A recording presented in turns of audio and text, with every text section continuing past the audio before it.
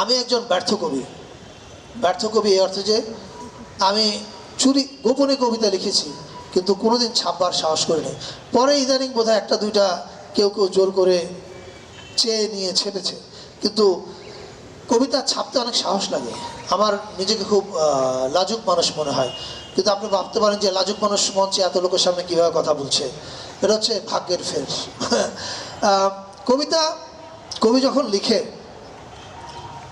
এমনকি যদি একটা ক্যাফেতে বসেও লিখে, উনি কিন্তু একটা নির্জনতার মধ্যেই লিখেন।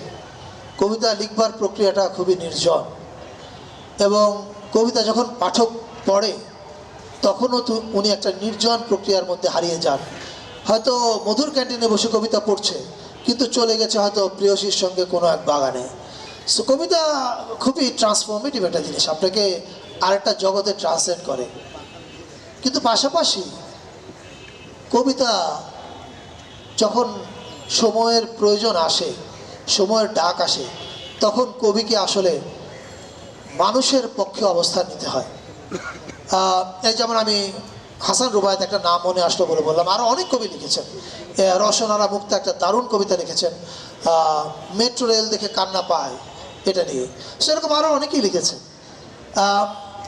কবিদের ডেফিনেটলি কবিতা খুব ব্যক্তিগত জিনিস, কিন্তু রাষ্ট্রের উপর যখন এবং জনগণের উপর যখন খড়গ এবং বুলেট এসে পড়ে, তখন কবির দায়িত্ব হয় জনগণের পক্ষ নেওয়া।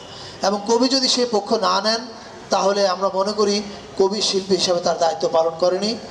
আনফর্চুনেটলি গত 15-16 বছরে আমাদের বেশিরভাগ কবিরাই সেই দায়িত্ব বোধহয় পালন করেননি।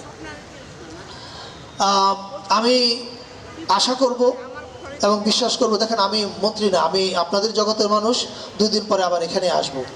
আমি বিশ্বাস করতে চাই আমাদের শিল্প সাহিত্য অঙ্গনের মানুষেরা সবাই জনগণের পক্ষেই থাকবেন, এবং যেটা জনগণের ভালো সেটার পক্ষে কথা বলবেন। এতে যার সমালোচনা হয়, যার বিরুদ্ধে যায়, সেটার দিকে শিল্পী বা কবিদের তাকানো উচিত না। এমনকি আমাদের সরকারের বিরুদ্ধে গেলেও প্লিজ গো অ্যাহেড, আপনারা বলতে থাকেন। এই বলে আমি আমার কবিতা শেষ করবো। তবে আমি একটা 2 লাইনের কবিতা আজকে পড়বার লোভ সামলাতে পারছি না। এই কবিতাটা আমি লিখেছিলাম 2017-18 দিকে, 18 সালের ইলেকশনের সময়। আমার ফেসবুকে আমি পোস্ট করেছিলাম। পরে একদিন একটা অর্থনীতিবিদ দেবপ্রিয় ভট্টাচার্য, ওনার বাসায় একটা দাওয়াত ছিল, সেই দাওয়াতে আমি ঘরোয়া আড্ডায় বলেছিলাম। এরপরে আমি আমার 840 নামে একটা সিরিজ বেরোয়েছে, ফিল্ম, এখন সিরিজ হিসেবে বেরোবে, ওখানে ওই কবিতাটা ব্যবহার করেছি। কবিতাটা 2 লাইনের। কবিতার নাম হচ্ছে গদি। 2018 ইলেকশনে এসে আমি বুঝলাম যে গদি আঁকড়ে থাকলে এমন অবস্থা হয় যে, আচ্ছা আমি শানে নজরুলটা আগে না বলি, আগে কবিতাটা বলি।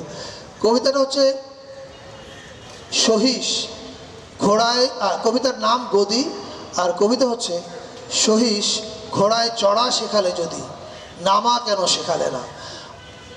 গত ফ্যাসিস্ট সরকারকে দেখে আমার মনে হয়েছে ওরা ওদের নামার রাস্তা সব এমনভাবে বন্ধ করেছে, আর খুঁজে পাচ্ছে না কোন দিক দিয়ে নামবে।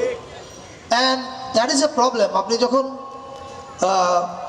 জনগণের ভোট অথবা ভোট ছাড়া যেভাবে আসে ক্ষমতায়, আপনার নামার রাস্তা যদি আপনি খোলা রাখতে না পারেন, এবং আপনি যদি এমন অপকর্ম করে ফেলেন যে আপনি ভয় পেতে থাকেন নামলে মানুষ আপনাকে শেষ করে ফেলবে, তাহলে বুঝতে হবে আপনি রাজনীতি ভুল করেছেন। তো আমি আশা করি আমাদের ভবিষ্যতে গণতান্ত্রিক নির্বাচনে নির্বাচিত হয়ে যে রাজনীতিবিদ ভাই বোনেরা ক্ষমতা আসবেন, তারা আর এই ভুলটা করবেন না।